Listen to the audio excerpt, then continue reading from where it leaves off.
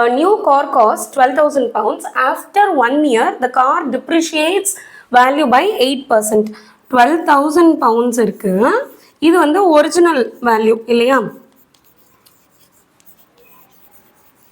From this 8% depreciate ஆகுது.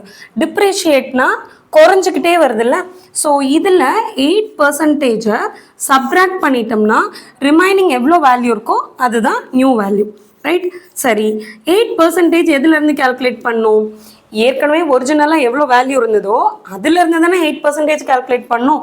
So 12,000 இருக்குது அப்படின்னா இதிலேருந்து ஒரு 8% சப்ராக்ட் பண்ணிடணும். அப்போ மிச்சம் இருக்கிறது தான் நியூ வேல்யூ. இதை நீங்கள் இப்படியும் சப்ராக்ட் பண்ணலாம்.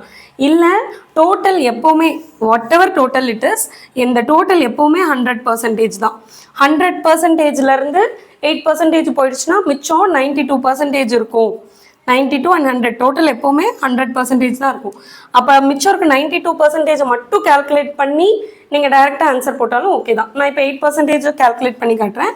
8% ஆஃப் 12,000 அப்படின்னா பர்சன்டேஜை ரிமூவ் பண்ணுறதுக்கு we divide it by 100. ஆஃப்னா மல்டிப்ளிகேஷன் 12,000 இருக்குது. கேல்குலேட் பண்ணோம்னா 8 into 12 96. அப்புறம் ஸோ ஒரு 0 இருக்குல்ல போட்டுக்கலாம் 960. அப்போ 12,000லேருந்து 960 சப்ராக்ட் பண்ணும். இங்கே வந்து ஒரு 119 வச்சுட்டு இதை 100 கன்சிடர் பண்ணோம்னா 60 போக மிச்சம் 40. இதில் 9 minus 9 0, 11,040.